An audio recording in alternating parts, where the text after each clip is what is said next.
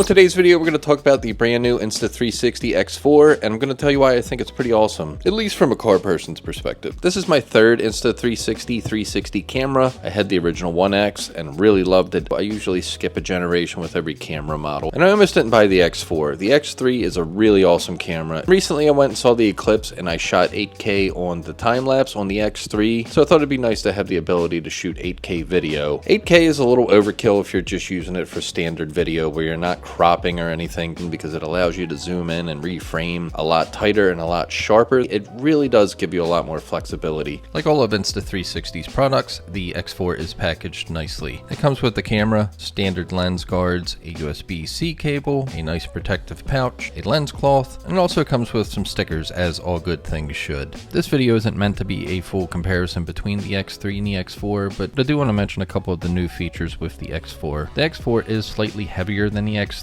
but I think that that's mostly due to the bigger battery. It also has a screw-on lens guard system, which is really nice because if you've ever had a 360 camera, you've probably felt the paranoia of getting the thing messed up. But anyway, let's put an SD card in this thing and try it out. We're gonna head to Hunt Valley Cars and Coffee with the Skyline. It's not even fully back together. It's supposed to be a semi-nice day out, regardless of what the clouds say. I washed this yesterday, but of course a bird pooped on it already. I might wipe that off real quick. I'm also gonna see how this looks and sounds, because I don't know how it looks or sounds yet. One of my favorite things with the Insta360 is the dual camera mode, where you can look out the front, but you can also see inside the cabin. It's all done in post. Also works on the loop recording. This will be the longest drive I've had in this car in a while, so hopefully nothing goes wrong.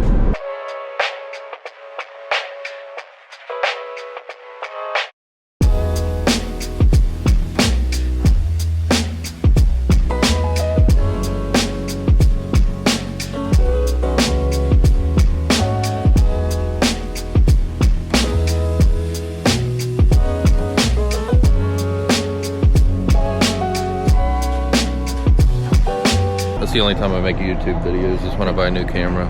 Yeah, this is a new one too. It shoots like 8K. It's pretty badass.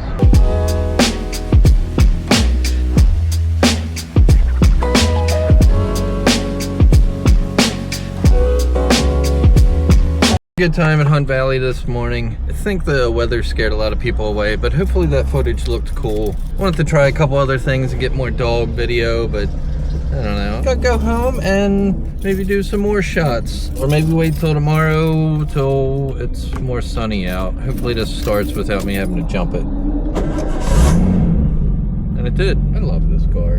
Good Skyline. Who's your good Skyline? Who's your good Skyline?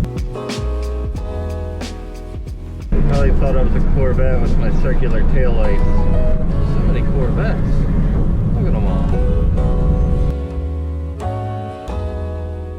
Good seeing some old friends at Hunt Valley this morning. Some really cool cars. Everybody seemed to like the Skyline, which is cool because I spent way too much time on this paint job. We're gonna do some more shots now. Maybe we'll film the truck. I don't know what we're filming, but let's go to that clip right now. Now it's sunny and you can see the nice sparkly paint. Since it's warm out today, we're gonna do some videos with the 620 because this doesn't like running when it's cold. Things getting a little grimy, so we're gonna wash it real quick. You can see the paint's getting faded too. I guess it was just rattle canned on the front of it. But I got a couple ideas that I think are gonna work really cool with this truck.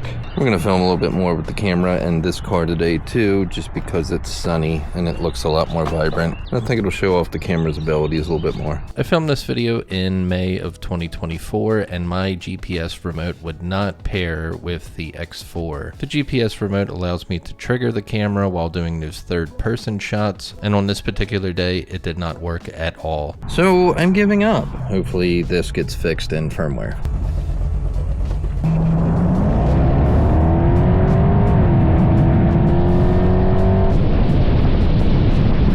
So I know that I said that this isn't going to be a complete comparison between the X3 and the X4, but it does seem like the X4 has more wind noise than the X3. The correct way to do these shots is to have a separate mic and mount it underneath of the truck. Because the camera's out far and in the direct wind, it's going to be noisy no matter what kind of camera's there, but I just feel like the X3 handled it a little bit better.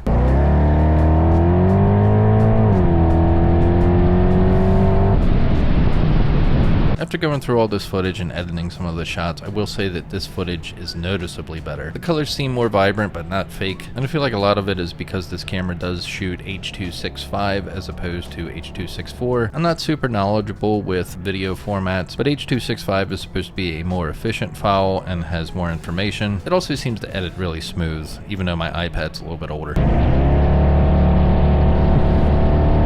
And because it's a 360 camera, you can export the footage vertically for all you shorts content creators.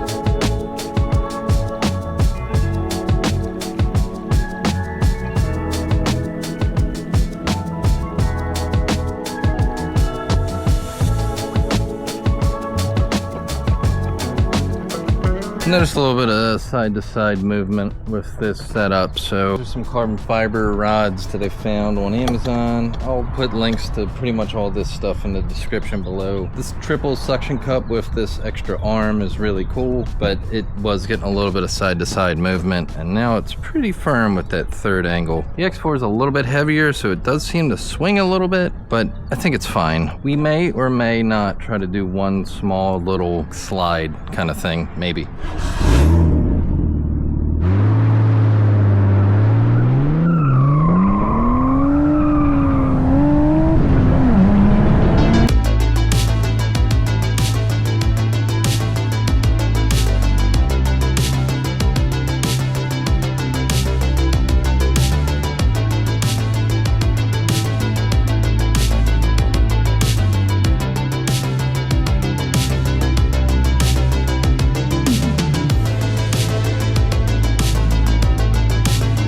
Next shot I'm not too sure about, but we're gonna see if it works. I want to see if we can catch the wheel lifting up. It's kind of like the wheelie cam. I'm just gonna do this in my driveway because I'm an asshole.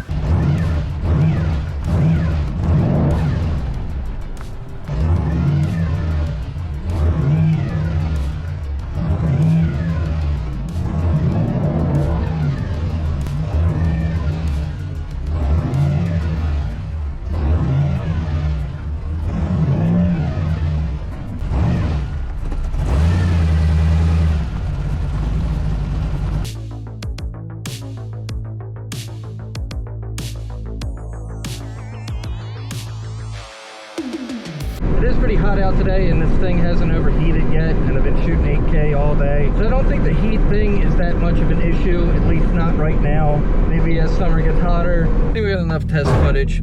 Oh my God, sorry. I'm so sorry, Skyline. We're gonna go home and edit, and we're gonna talk a little bit about the workflow of how to edit the 360 footage. You can edit the footage on a desktop app or through Premiere, but my preferred method is the mobile app. It works really nice with an iPhone, and I liked it so much that I actually bought an iPad, mostly just to edit 360 footage. Using an iPhone or an iPad allows you to do a couple different tricks that you really can't do on the desktop. You can do a point of view recording kind of thing where you just hold the record button and then move around with the iPad or your phone, and it winds up keeping those angles and saves them as keyframes. You can export in a bunch of different bit rates and frame rates. You can also do the time lapses through the app, and they also have something really cool called Shot Lab. There's a bunch of different settings in there, but my current favorite, even though I'm really anti-AI as far as creativity, is the AI tools. Basically, you select a look, it uploads the footage, and even adds its own music that kind of sounds like the Harlem Shake, but you can get some really cool effects. The cyberpunky effects and the retro effects are some of my favorites. It does take a little bit of time because you have to upload the file and it takes some time to process, but it looks really cool. It's one of those effects that's still kind of different and it's not played out yet. It seems to work really nice for getting a reaction on the social medias.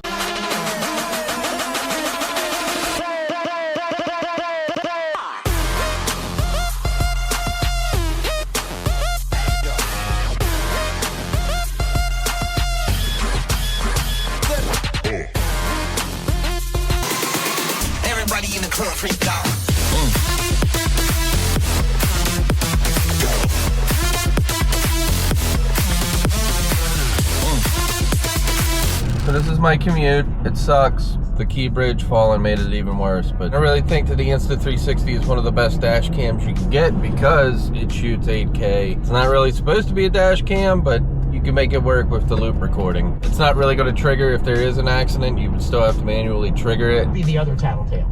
Are you mad that somebody tattletold? Holy This is going to be a low light test. I really want to try to catch a fireball with the Skyline. It looks brighter on screen, but it's actually like sunset. This is also going to be in the 5.7K setting because the 8K has a lot of noise apparently in low light. So we're going to see how it looks with the 5.7K. It should look better than the X3's image. I never tried this with the X3, but enough talking. Let's just get this shot so I can go to bed.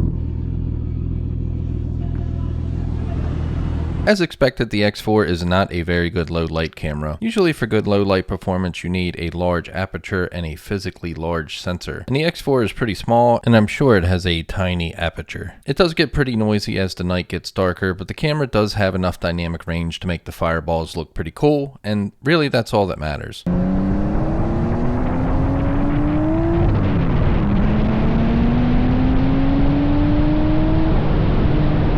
Most people are going to be looking at this footage on their phones anyway, so it's definitely a usable low light camera. Car smells hot, but the camera is pretty cool.